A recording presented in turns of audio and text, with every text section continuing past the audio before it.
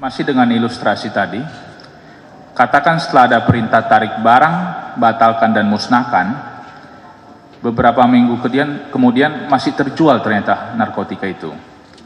Tapi belakangan terungkap bahwa si Kapolres ini sedang butuh uang untuk mengurus jabatan jadi kombes.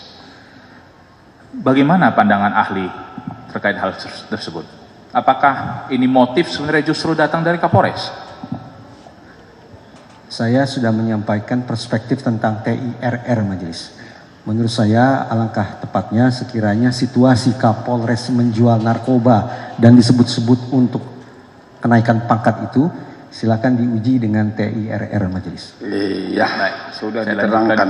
saya loncat yang lain. Kita yang kurang mencerna, itu artinya. Ya. Siap. Pertanyaan lain, makanya harus dicerna bagus-bagus, dicatat. Biar jangan berulang ahli ini memberikan jawaban. Baik, yang lain. Baik. Kalau ada seorang Kapolda dituduh menjual atau menawarkan narkotika, bukan untuk misi penjebakan. Menurut pendapat ahli, apakah Kapolda akan begitu polos menggunakan handphone miliknya pribadi, meninggalkan banyak jejak pembicaraan WA di dalamnya? Bagaimana pandangan ahli? Sesaat lalu majelis saya mencoba menguraikan tentang misi pertama kejahatan. Pertanyaan saudara penasihat hukum barusan tampaknya relevan untuk saya respon dengan misi kedua kejahatan. Sebagaimana tadi sempat saya sampaikan bahwa dalam setiap aksi kejahatan paling tidak ada dua misi. Misi kedua adalah bagaimana pelaku menghindari proses hukum, menghindari pertanggungjawaban hukum. Itu artinya dia harus menampilkan segala perbuatan yang akan meloloskan diri dia dari jerat hukum. Dia harus misalnya memanipulasi saksi, dia harus menghilangkan rekaman CCTV, dia harus menghilangkan jejak-jejak kejahatannya, dia harus merusak TKP, dia harus membuang barang bukti, dan segala macam. Kalau yang bersangkutan menampilkan perilaku seperti yang disebut oleh saudara penasihat hukum, yaitu berkomunikasi tentang terindikasi sebagai sebuah perbuatan pidana, tapi dengan meninggalkan jejak-jejak yang sedemikian nyata, maka menurut saya sekali lagi patut dipertanyakan, apakah memang yang bersangkutan memiliki visi tertentu ataukah lainnya. Visi yang saya maksud adalah visi kejahatan terjualnya narkoba. Karena sekali lagi menurut saya berkomunikasi seperti yang tadi disebut oleh saudara penasihat hukum justru meninggalkan sekian banyak bukti dan itu bertentangan dengan misi kedua dalam setiap aksi kejahatan. Baik, kami teringat tadi di pembukaan ahli sudah menjelaskan apa yang dimaksud dengan psikologi forensik, terutama tadi menganalisa terkait aspek-aspek dari perilaku manusia. Ini mohon izin yang mulia, kami ada 3 gambar ingin kami tampilkan kepada ahli untuk ahli analisa. Apakah diizinkan yang mulia? Boleh. Coba.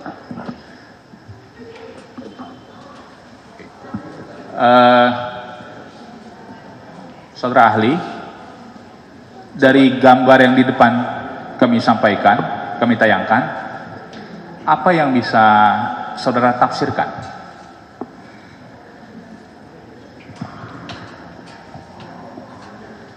Ini saya bayangkan, izin majelis saya bermain dengan asumsi terlebih dahulu. Silakan.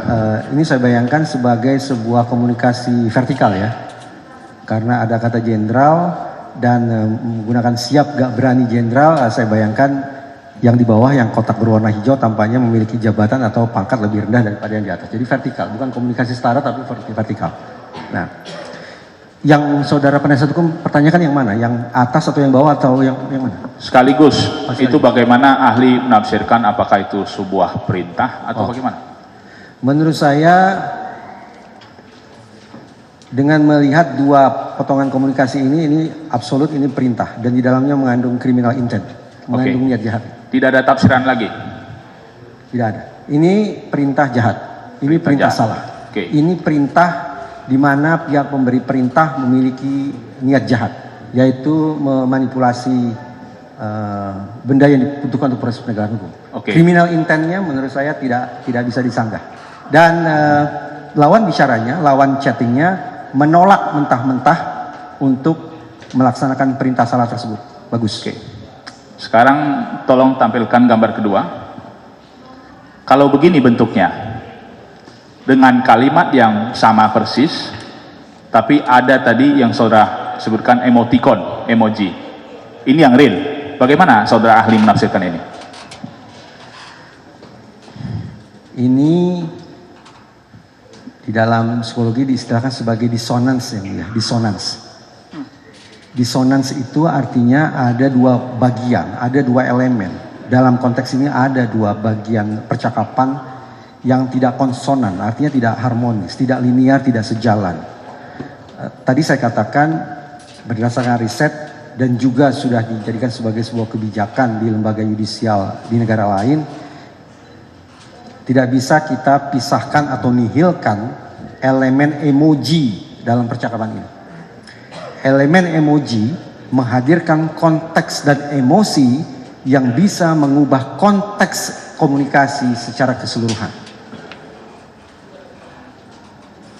Sesaat lalu di gambar sebelumnya saya katakan absolut itu adalah perintah yang mengandung criminal intent, perintah jahat. Tetapi begitu ditampilkan emoji tertawa, tafsiran saya atas pesan yang pertama menjadi relatif. Menjadi relatif. Tidak lagi absolut seperti tadi, tapi menjadi relatif. Artinya multitafsir. Apakah bercanda ataukah lainnya? Yang jelas menjadi relatif yang mulia. Namun di bawahnya ada 3 emoji lain yang mengindikasikan bahwa pesan pertama ditangkap atau ditafsirkan secara linear oleh pihak kedua. Bahwa ini situasinya tidaklah seabsolut yang saya katakan tadi. Ini boleh jadi bukan lagi sebuah perintah salah. Criminal intentnya menjadi, paling tidak saya pertanyakan. Berkat adanya emoji yang menciptakan komunikasinya menjadi, pesan-pesan itu menjadi disonan. Antara teks dengan emoji menjadi disonans, tidak lagi menjadi harmonis, tidak lagi konsonan. Oke. Dari gambar kedua ini, kami hanya mohon penegasan dari ahli, apakah ahli masih melihat ada perintah criminal intent di dalamnya? Emoji yang membuat saya menjadi ragu dengan simpulan saya sebelumnya, majelis. Kalau di gambar sebelumnya saya absolut yakin bahwa itu perintah salah yang mengandung criminal intent dari pihak pemberi perintah, tak terbantahkan kalau saya itu. Sementara sekarang karena ada emoji, semua menjadi relatif, menjadi multitafsir. Karena itulah akan sangat baik seandainya, ya ini untuk kepentingan praktis sebenarnya, ada sebuah kamus yang memuat definisi dan bagaimana menginterpretasikan emoji di ranah yudisial, seperti yang dilakukan di sejumlah yurisdiksi. Baik, ini kami tampilkan gambar ketiga, yaitu perbandingan antara gambar ke-1 yang tanpa emoji dengan gambar kedua yang dengan emoji. Apa yang bisa saudara ahli sampaikan kepada kami di antara perbedaan kedua gambar tersebut? Walaupun penambahannya bukanlah berupa teks, tetapi kembali saya mengatakan bahwa berdasarkan misalnya mengutip putusan Supreme Court of Western Australia, Pak Mahkamah Agung Australia Barat yang mengatakan bahwa penampilan atau pemunculan emoji bisa mengubah pemaknaan secara keseluruhan atas sebuah komunikasi. Saya kembali menegaskan apa yang saya katakan tadi majelis, bahwa gambar pertama yang sepenuhnya teks saya tafsirkan sebagai sebuah perintah salah dari pihak yang memiliki criminal intent dan pihak penerima perintah menolak untuk melaksanakan perintah salah tersebut. Baik, terkait gambar kedua yang di bawah ini, dihubungkan dengan teori SOD yang saudara ahli sampaikan tadi, apakah saudara ahli melihat ada unsur tekanan atasan dari teks di sana? Tekanan atasan tapi sambil emoji ketawa. Tadi saya katakan majelis, begitu ada emoji semua menjadi serba relatif. Saya tidak lagi secara absolut akan mengatakan ini sebuah perintah yang salah, tapi menjadi relatif. Baik, nggak bisa ditarik itu kan, udah sampai 3 kali dijawab itu. Yang pertama absolut, dengan adanya emosi itu menjadi relatif. Ya, cukup di sana. Yang lain Ya. 4 kali itu dijawab. Baik. Coba ya, ini kan ahlinya ini bukan. Oke. orang sembarang, ya. Jangan sampai 3 kali memastikan satu pertanyaan, 3 kali jawaban, satu-satu, ya. Baik, coba diperhatikan itu ke depan. Silakan. Baik. Dalam hal adanya laporan hasil pemeriksaan digital forensik, tapi isinya sengaja dibikin secara sampling, jadi tidak utuh, dipenggal-penggal, dipilih hanya tanggal-tanggal tertentu yang menurut si pembuat laporan itu adalah hasil koordinasi dari penyidik. Yang ditampilkan itu hanya dari 979 percakapan, hanya kurang dari 10% yang ditampilkan, hanya sekitar 88 percakapan. Bahkan menurut pengakuan pemeriksa itu adalah hasil ketikan manual yang bisa diedit. Bagaimana saudara ahli memandang hasil digital forensik yang demikian? Izin bertanya dulu majelis. Pesannya ada berapa ribu, berapa ratus tadi? Ini hanya sampel, sebenarnya ada yang lebih banyak kalau kita kumpulkan. 979 percakapan, tapi hanya 88 percakapan yang dimuat dalam laporan. Ada 900-an percakapan, tapi kemudian yang dimuat hanya 88, kurang dari 10%. Kurang dari 10%. Majelis, dalam sebuah setting pemeriksaan, psikologi forensik mencoba menakar kualitas informasi yang diberikan oleh terperiksa. Di dalam psikologi forensik, informasi, keterangankah itu, kesaksian matakah itu, pengakuankah itu, atau sejenisnya, dikatakan berkualitas apabila memenuhi 2 sifat, yaitu lengkap dan akurat. Sesederhana itu. Jadi informasi dari sudut pandang psikologi forensik dikatakan berkualitas, kualitasnya bagus, positif, manakala lengkap dan akurat.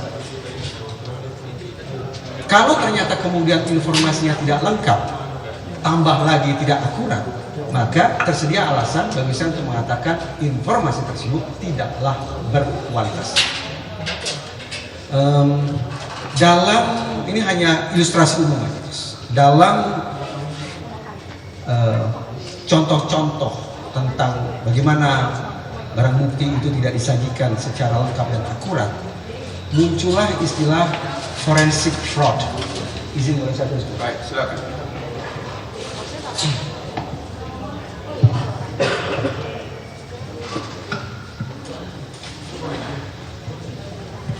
Ada 3 hal yang betul-betul diwanti-wanti oleh psikologi forensik majelis agar proses penegakan hukum itu bisa berlangsung sebagaimana mestinya. Yang pertama, jangan sampai terjadi fake crime. Masyarakat kita belakangan menyebutnya sebagai kriminalisasi. Orang yang tidak melakukan perbuatan pidana namun disetting sedemikian rupa sehingga dia melakukan perbuatan pidana. Fake crime. Fake itu artinya palsu. Fake itu palsu. Fake crime. Ini pertama. Harus diwanti-wanti jangan terjadi. Yang kedua yang saya sebut tadi majelis ketika duduk yang diistilahkan sebagai forensic fraud.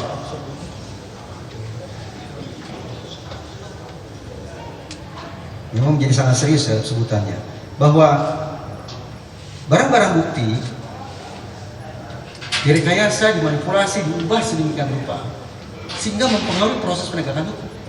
Forensic fraud terhadap bukti-bukti forensik. Fraud sendiri secara harfiah bermakna sebagai penipuan. Maknanya adalah sekali lagi terjadi perubahan sedemikian rupa terhadap barang-barang bukti, terhadap bukti-bukti forensik yang menyimpangkan proses penegakan hukum. Dan yang ketiga, yang juga sangat rawan adalah terjadinya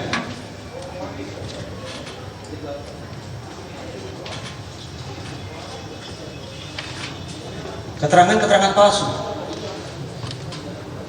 false confession. 3 hal ini yang sangat rawan dan menjadi beberapa fokus utama kajian psikologi forensik. Nah, izin saya kembali duduk majelis. Silakan. Menanggapi apa yang tadi ditanyakan oleh saudara penasihat hukum, menurut saya sangat relevan ketika kemudian diulas atau dibahas terkait dengan poin kedua dan ketiga, yaitu bagaimana barang bukti tersebut disajikan dan bagaimana kemudian barang bukti tersebut sungguh-sungguh menyajikan keterangan yang tidak false, yang tidak keliru. Karena itulah kembali ke apa yang saya katakan tadi, Di dalam psikologi forensik secara umum, informasi yang disampaikan oleh terperiksa dikatakan berkualitas kalau lengkap dan kalau akurat.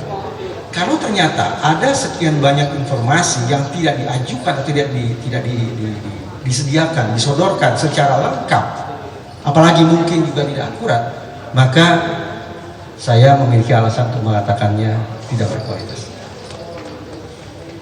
Baik, selanjutkan.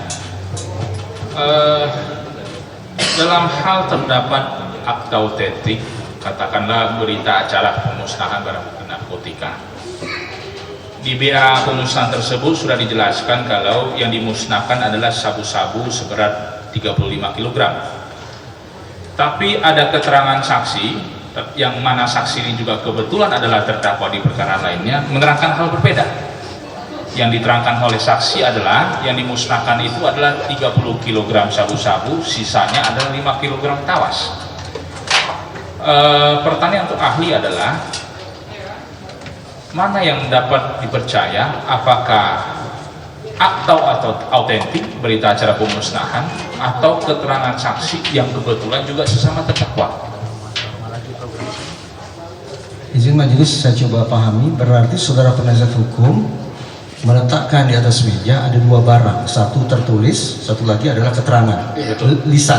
Betul. Oke, begini majelis. Psikologi forensik sudah sampai pada sebuah simpulan bahwa barang yang paling merusak proses penegakan hukum, barang yang paling merusak proses pengungkapan kebenaran, barang yang paling merusak proses persidangan adalah keterangan. Kenapa? Karena keterangan berangkat dari daya ingat manusia. Daya ingat manusia berdasarkan sekian banyak studi disimpulkan rentan mengalami fragmentasi dan distorsi. Fragmentasi artinya begini. Masyarakat awam menganggap bahwa daya ingat atau ingatan manusia itu laksana video. Jadi seluruh peristiwa diingat secara utuh, detik per detik, mili per mili, laksana video. Tetapi sesungguhnya tidak demikian. Ingatan manusia atau memori manusia hanya potret belakang, bukan video, tapi foto. Foto itu dalam kurung ingatan atau memori manusia itu rentan mengalami fragmentasi, artinya terpecah belah, tidak utuh lagi karena jeda waktu yang panjang, karena tekanan batin, karena sakit, karena kepentingan, konflik kepentingan, itu membuat memori atau ingatan foto-foto tadi mengalami fragmentasi atau mengalami distorsi, belok kanan, belok